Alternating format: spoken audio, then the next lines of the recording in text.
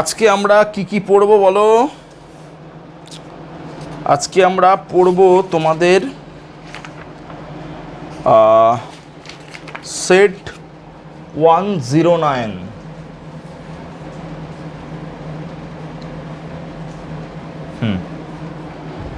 আজ আমরা পড়ব set 109।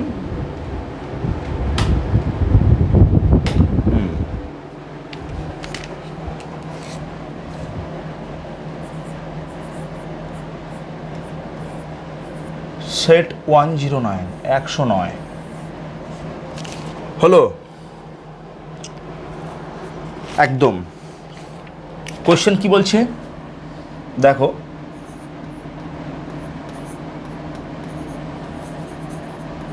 discuss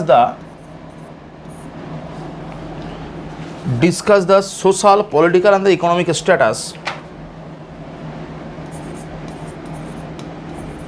social,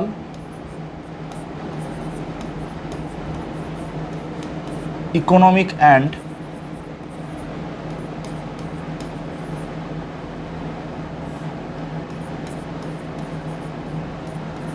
political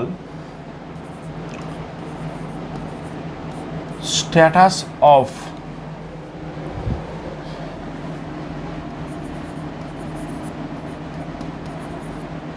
Muslim in India। কোশ্চেনটা এইভাবে আসবে, 5 + 5 + 5 15। এটা বোথ টপিক, WBCS IAS এর বোথ টপিক হলো discuss the social, economic and the political status of Muslim in India. দেখো, যখন আমরা সোশ্যাল স্ট্যাটাস পড়ব, যখন আমরা ইকোনমিক স্ট্যাটাস পড়ব, বা যখন আমরা পলিটিক্যাল স্ট্যাটাস পড়ব, এটুকু মানতে হবে আমাদের যে প্রথম কথা যেটা এসেছে, যে ভূমিকা, ঠিক আছে,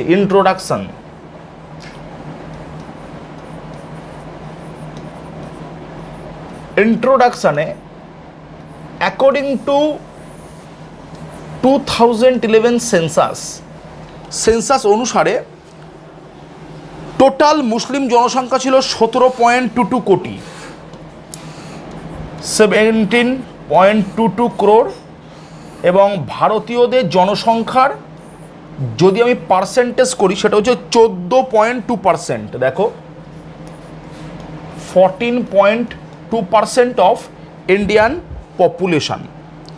এবং এরা ছিল ধর্মীয়ভাবে কিন্তু সংখ্যালঘু, মানে এরা শুধুমাত্র সংখ্যালঘু ছিল না, এরা কিন্তু ছিল রিলিজিয়াস।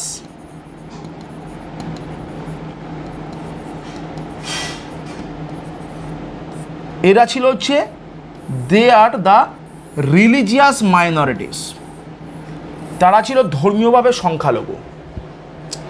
অ্যাকচুয়াল মুসলিমরা in the time of British period, আমরা দেখব যে বঙ্গভঙ্গের সময়, ঠিক আছে, দেখো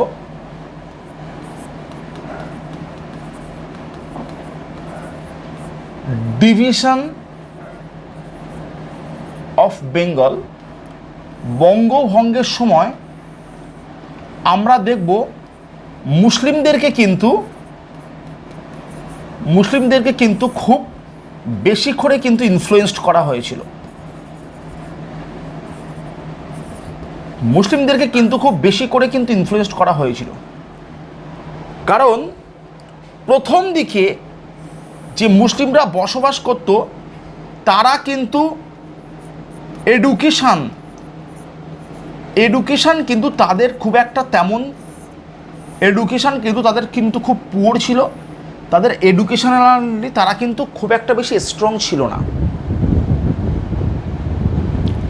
এবং তারা ম্যাক্সিমাম তারা সব ছিল প্রান্তিক কৃষক, তারা পিজেন্ট ছিল। ব্রিটিশ গভর্নমেন্ট চেষ্টা করেছিল যদি আমরা হিন্দু এবং মুসলিমদের মধ্যে একটা বিভাজন ঘটিয়ে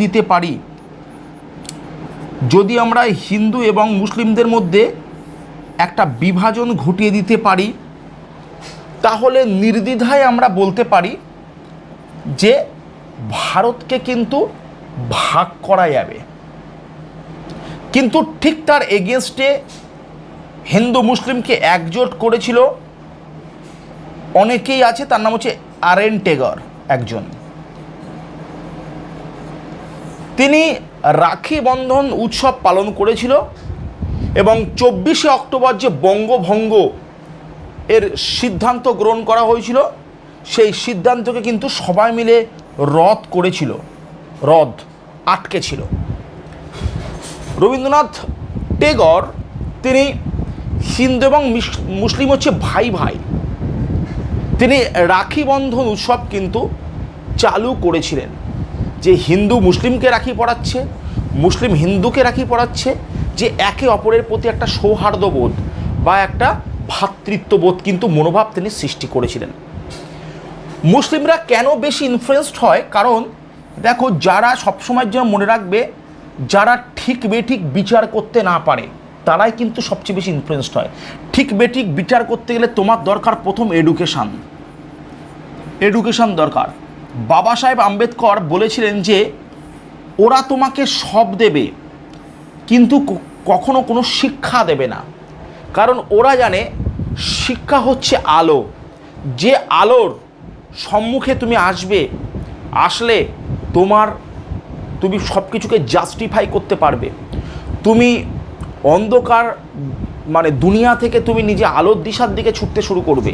এর জন্য ওরা সবসময় তোমাকে সব কিছু সুবিধা দেবে, কিন্তু কখনোই এডুকেশান তোমাকে দেবে না।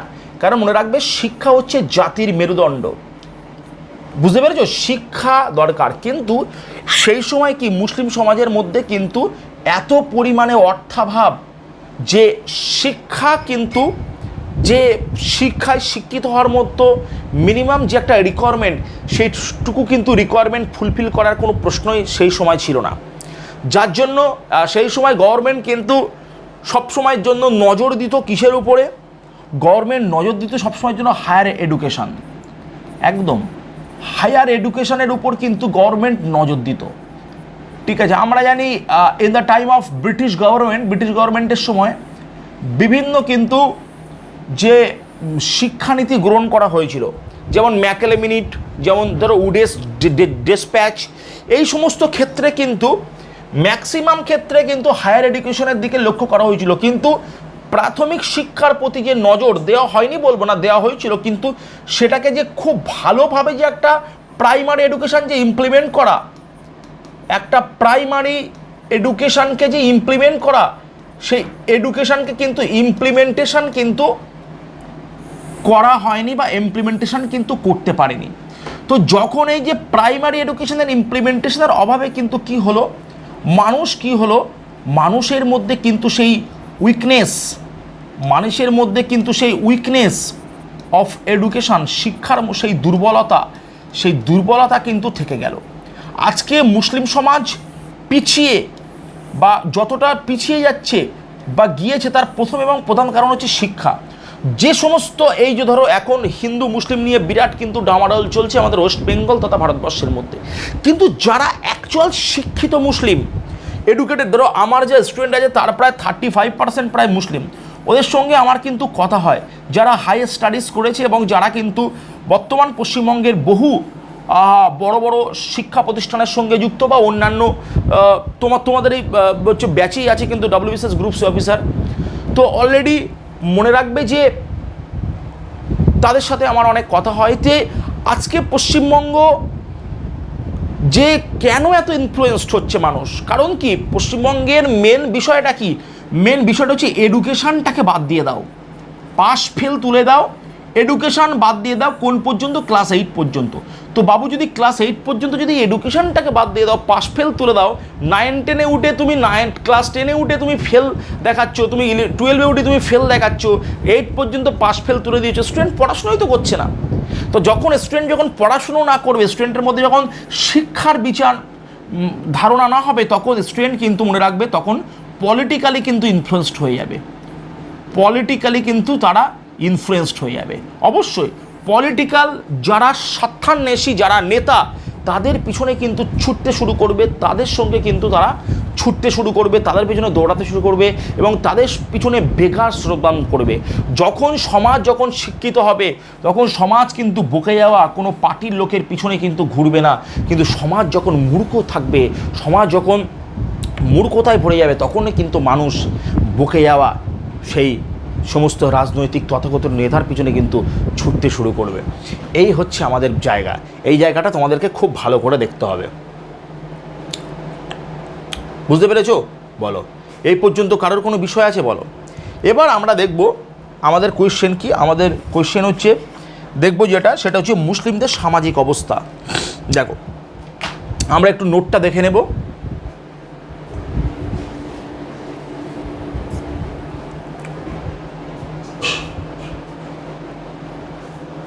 দেখো এখানে দেখো কি বলছে, দেখো বলছে মুসলিমদের কিন্তু সামাজিক অবস্থা। দেখো মুসলিমদের সামাজিক অবস্থা, শিক্ষার পরিপ্রেক্ষিতে মুসলমানদের মধ্যে সাক্ষরতার হার ছিল শতকরা 57.28% জনগণনা 2011 আদমশুমারি অনুসারে। ঠিক আছে, এই সম্প্রদায়ের সদস্যদের মাত্র 2.76% স্নাতক ছিল। যারা অ্যাটলিস্ট সাইন করতে পারবে, একটু মিনিমাম শিক্ষা আছে 57%, কিন্তু এই 57%-এর মধ্যে গ্রাজুয়েশন পাস করেছে, গ্রাজুয়েটেড হচ্ছে 2.76%। তার মানে দেখো কতটা পরিমাণ সংখ্যা কতটাই কম। মুসলমানদের মধ্যে সাক্ষরতার হার রাজ্যগুলিতে অত্যন্ত পরিবর্তিত হয়, যেমন কেরালায় প্রায় 89%। ঠিক আছে, এবং জম্মুর মুসলিমদের জন্য মাত্র 47%। এবং শিশু এবং 5 বছরের কম বয়সের মতো স্বাস্থ্য সূচকের ক্ষেত্রে মুসলমানদের ভাগ ভারতের সামগ্রিক গড় থেকেও কিন্তু কিছুটা ভালো ছিল এবং মাতৃমৃত্যুর হারও কিছুটা ভালো ছিল। তবে টিবি, HIV সম্পর্কে সচেতনতার দিকে একটি অন্যান্য ধর্মীয় গোষ্ঠীর তুলনায় কিছুটা কম ছিল। ঠিক আছে, পরিষ্কার হয়েছে। আমি কিন্তু তোমাদের ইন্ট্রোডাকশান দিয়েছি in the time of British government, সেই সময়ের উপরে, কিন্তু এটা কিন্তু আদমশুমারি 2011 এর কিন্তু অনুসারে। ঠিক আছে, এবার দেখো মুসলমানদের রাজনৈতিক অবস্থা। দেখো গণতন্ত্রে সবসময় সংখ্যালঘু গোষ্ঠীর প্রতিনিধিত্ব কম থাকে, একদম। আমরা দেখেছি কোথায়, আমরা দেখেছি মনে রাখবে যে এসটি সম্প্রদায়, যারা শিডিউল ট্রাইব,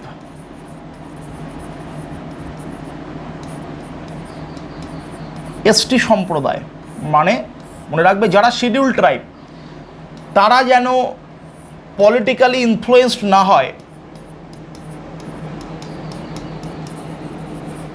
পলিটিক্যালি যেন অ্যাটাচড না হয়, সেদিকেও কিন্তু নজর দেওয়া হয়েছিল। অলরেডি তোমাদের পড়িয়েছি। কারণ কি, যখন তারা পলিটিক্যালি অ্যাটাচমেন্ট হবে, তখন কিন্তু মনে রাখবে যে তারা কনস্টিটিউয়েন্সির একটা আসন দাবি করবে। ফলে কি, ফলে আমাদের লোকসংখ্যা কিন্তু কমতে শুরু করবে। একটা এই যে চিন্তাভাবনা, এই চিন্তাভাবনার জন্য বারবার কিন্তু এসটিদের কিন্তু যে বঞ্চিত করা হয়েছে। এর জন্য মনে রাখতে হবে যে এলুইনের মেথডকে কিন্তু গ্রহণ করেছিল, ভেরিয়ার এলুইনের মেথডকে গ্রহণ করেছিল কি পণ্ডিত জওহরলাল নেহরু, PTJL নেহেরু। এবং মনে রাখবে দ্য ফিলোসফি অফ নেফা নামক বইতে পণ্ডিত জওহরলাল নেহরু তার সেকেন্ড এডিশানে কিন্তু তিনি ট্রাইবাল পঞ্চশীলের কথা উল্লেখ করেছিলেন। তিনি ট্রাইবাল কিন্তু পঞ্চশীলের কথা কিন্তু তিনি উল্লেখ করেছিলেন। এই জায়গাটা কিন্তু খুব ভালোভাবে তোমাকে দেখতে হবে যে ট্রাইবাল কিন্তু পঞ্চশীলের কথা উল্লেখ করেছিলেন কে? পণ্ডিত জওহরলাল নেহরু। তাহলে এখানে আমরা দেখব যে শিডিউল ট্রাইব, মন দিয়ে শুনো, শিডিউল ট্রাইব পলিটিক্যালি যেন অ্যাটাচ না হয়, মুসলিমরা যেন পলিটিক্যালি অ্যাটাচ না হয়, তার দিকেও কিন্তু একটা সময় নজর দেওয়া হতো। ঠিক আছে, এবার দেখো কি বলছে, মুসলমানদের অর্থনৈতিক অবস্থা সবচেয়ে কিন্তু খারাপ ছিল। জাতীয় গড়ের তুলনায় গ্রামীণ মুসলমানদের মধ্যে দারিদ্রতা 6%-এর কিন্তু বেশি ছিল, এবং শহুরে মুসলমানদের মধ্যে যেটা ছিল প্রায় 4%-এর বেশি। মুসলমানদের জীবনযাত্রার মানও কিন্তু সর্বনিম্ন ছিল, কারণ মুসলিমদের মাথাপিছু গড় ব্যয় প্রতিদিন মাত্র 32.66 টাকা ছিল।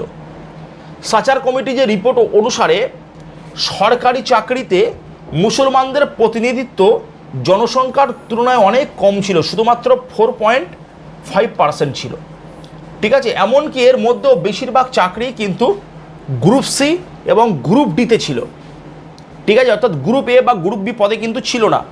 মুসলমানদের আজ প্রায় প্রয়োজন হলে 15 দফা কর্মসূচির আরও ভালো বাস্তবায়ন এবং নতুন উদ্যান এবং তথা রোশনি, ওস্তাদ ইত্যাদির মতো আরও অনেক কর্মসূচির পরিকল্পনা থাকা, যাতে অন্তর্ভুক্তিমূলক প্রবৃত্তি বাস্তবে কিন্তু পরিণত হয়। ওকে, এবার আমরা নিচে আসবো। দেখো, ধর্মীয় ভাষাগত সংখ্যালঘুদের জন্য জাতীয় কমিশনের রিপোর্ট, যেটাকে কি বলছে, রঙ্গনাথ মিশ্র কমিশন যে রিপোর্ট দিয়েছিল, সেই রিপোর্ট কি বলছে দেখো। রঙ্গনাথ মিশ্র কমিশনের রিপোর্ট অনুসারে দেখো, ধর্ম একজন ব্যক্তির প্রধান সামাজিক সাংস্কৃতিক বৈশিষ্ট্যগুলিকে চিত্রিত করে।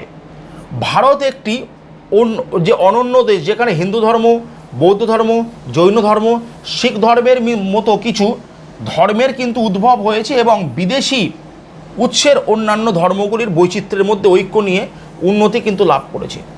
শুধুমাত্র আমরা দেখছি যেটা, সাপোজ আমরা দেখছি দেখো